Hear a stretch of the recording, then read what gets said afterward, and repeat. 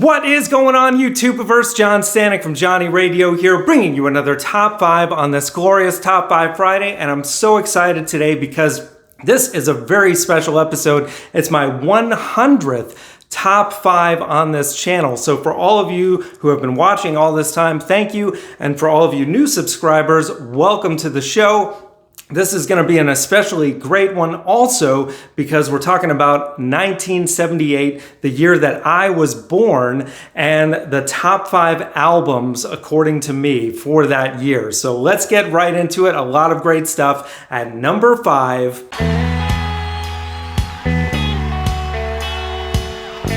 Briefcase Full of Blues by the Blues Brothers. And I know a lot of you are going to say, wait, what? The comedy duo from Saturday Night Live that went on to make the musical comedy The Blues Brothers?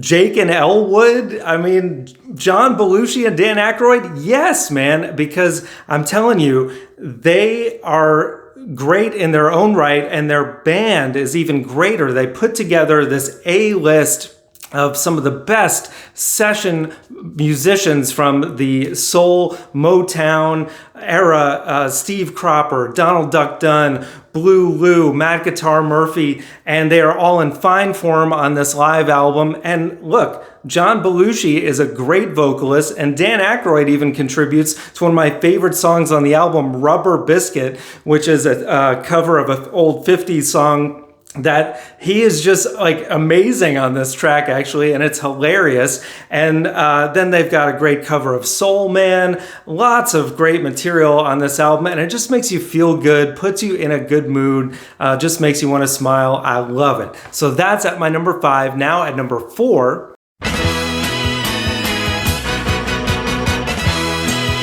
This Year's Model by Elvis Costello. Elvis, this is my favorite record of his. It's his most kind of punk rock, edgy, really new wave, very ahead of its time, really, with songs like Pump It Up and Radio, Radio. Again, like the Blues Brothers, it's music that pumps you up, puts you in a good mood, makes you even want to put your teeth out like, yeah, and dance along to the grooves.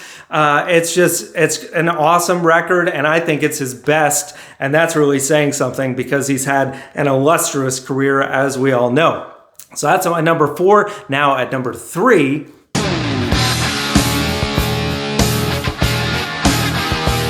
Van Halen, the debut album. Man, this was a game changer. When you look at 1978, Van Halen really kind of carved the way for a lot of the newer metal bands that were going to come in the 80s. And, you know, this really, they had so much swagger. When you look at their cover of The Kinks' You Really Got Me, or Running with the Devil, or Ain't Talking About Love, and there's no escaping the amazing guitar work by Eddie Van Halen on songs like Eruption. Then you've got fun songs like Ice Cream Man, David Lee Roth. I mean, come on, man. He was just amazing. And to see them live, him like jumping and doing splits and stuff while he's holding the tune, I mean, one of the best rock bands of all time, and what a debut album. So that is at my number 3. Now at number 2,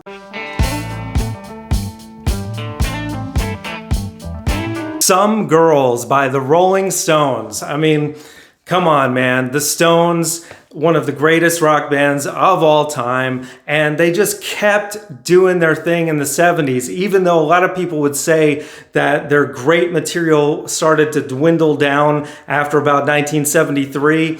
Come on, man. I mean, you've got Beast of Burden, you've got Miss You, which I think is one of the all-time greatest Rolling Stones tracks. So many great songs on this album, and it's just a really solid effort by them, kind of embracing the sound of that time, the disco era, infusing it into their classic rock sound. Gotta have it close to the top of your list. So now, here we go. Number 1,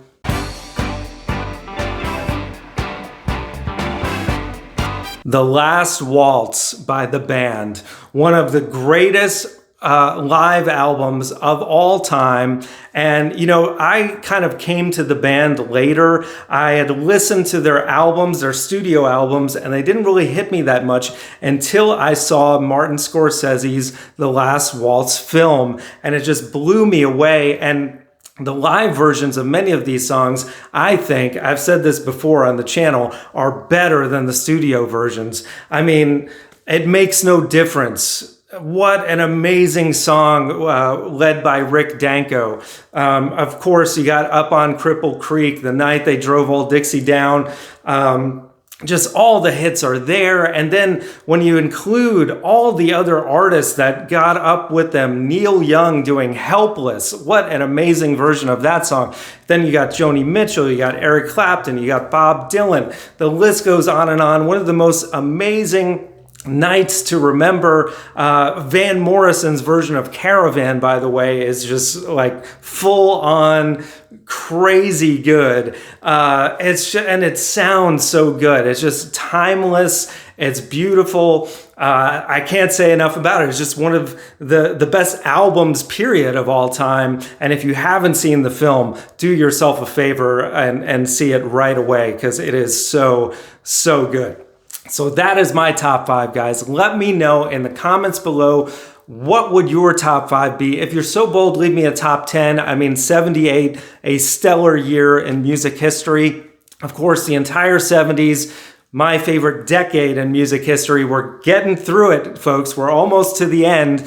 We're going to do 1979 in the upcoming weeks.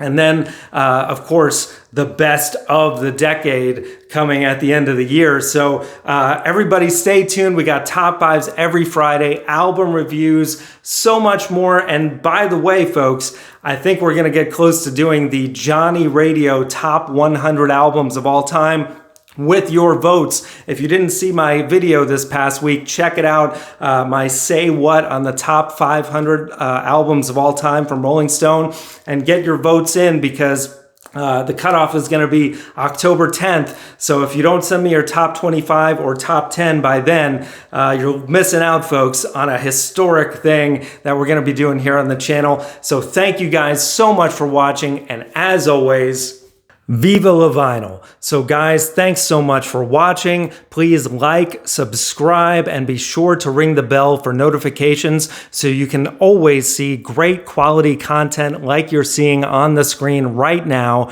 Thank you so much for supporting Johnny Radio, and I'll see you soon.